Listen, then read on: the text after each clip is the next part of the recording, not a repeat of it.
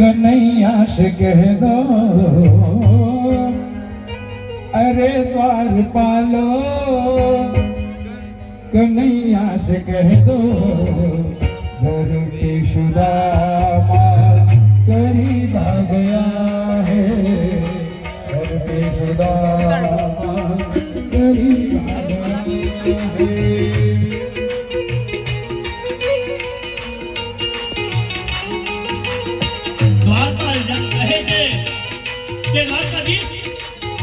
બ્રાહ્મણ આવ્યા છે અને બ્રાહ્મણ તમને મળવા માંગે છે જે તમારા પરમ મિત્ર કહે છે કે તમારા પરમ મિત્ર કહે છે ત્યાં સુધી તો એ દ્વારકાધીશ સ્થાન પર એ સિંહાસન પર વિરાજમાન હતા અને સુદામા ये भगवान की चिंता करे छे के द्वारकाधीश आवे અને દુનિયાને પર सर पे पगड़ी सर पे जाना बता दो कन्हैया को नाम है सुदामा बता दो कन्हैया को नाम है सुदामा। દ્વારકા કહે છે કે માથા પર પગડી નથી ન ચંપલ નથી એ દરિદ્ર કોઈ બ્રાહ્મણ છે અને પોતાનું નામ સુદામા કહે છે અને ત્યારે બાપ એ દ્વારકાધીશને જ્યારે ખબર પડે કે નામ સુદામા જ્યારે મારો મિત્ર મને દ્વાર પર મળવા આવ્યો તો દ્વારકાધીશ પોતાના સિંહાસન પર ઊભા થાય અને પોતાના સિંહાસન પર ઊભા થાય ન ખેસ બને ન ચંપલ બને કે ન ભગવાનના મસ્તક ઉપર મુગટ બને અને ભગવાને વગર ચંપલે એ સુદામાને મળવા માટે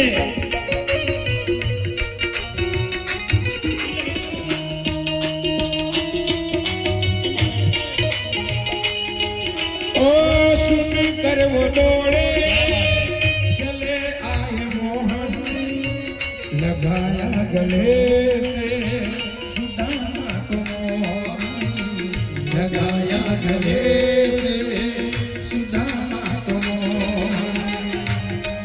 જ્યારે કૃષ્ણ ભગવાનને ખબર પડે ત્યારે સિંહાસન બધી ઊભા થાય અને સુદામાને ગળે લગાડે છે બાપ सुन कर वो दौड़े चले आए मोहन लगाया गले से सुदामा को मोहन लगाया गले से सुदामा को मोहन हुआ रुक्मणी को मोह के अजम्मा हुआ रुक्मणी को मोह के अजम्मा मेहमान कैसा अजीब आ गया है मेहमान कैसा अजीब आ गया मेरे यार सुदामा जी भाई घना दिलों में आया। જે સિંહાસન પર બેહવા માટે દેવતાઓ પણ ઈચ્છા કરે સિંહાસન પર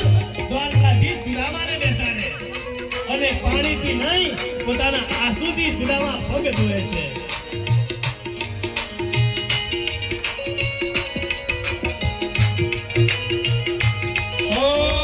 बराबर में अपने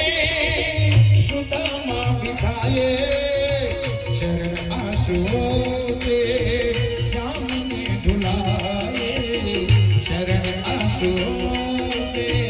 सामने धुलाए बराबर में अपने सुदामा बिठाए शरण आंसुओं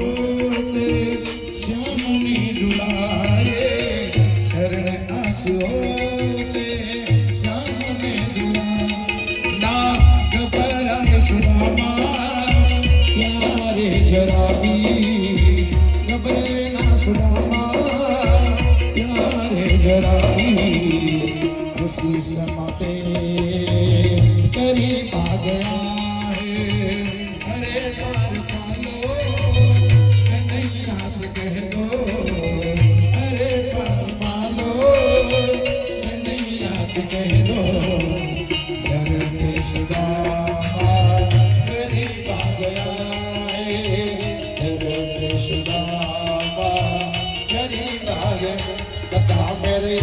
સુદામા રે ભાઈ ઘણા દિના મેં આયા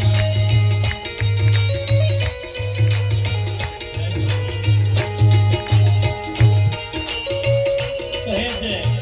સુદામા કહે કે દ્વારકાધીશ કે દુનિયા તમારો પગ પકડે આ દુનિયા શું વિચારે તમે દ્વારકાધીશ તો તમારી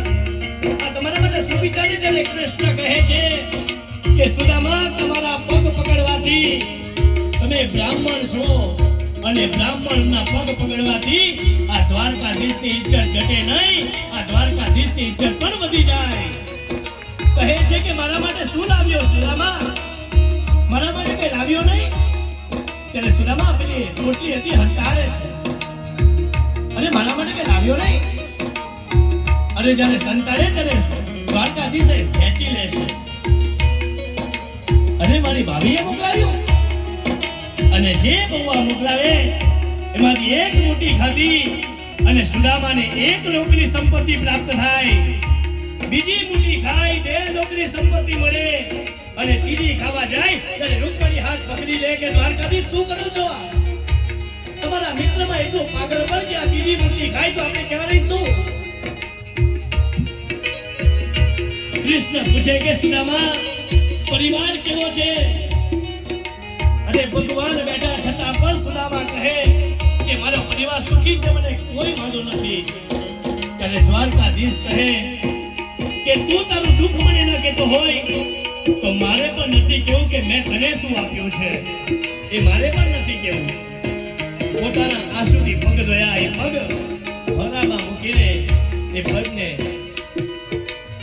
આંસુથી લૂછ્યા દુનિયામાં કોણ આવું હોય એ કોઈ હોય એ દ્વારકાધીશ છે બાપ કે માંગે 20 અને આપે 30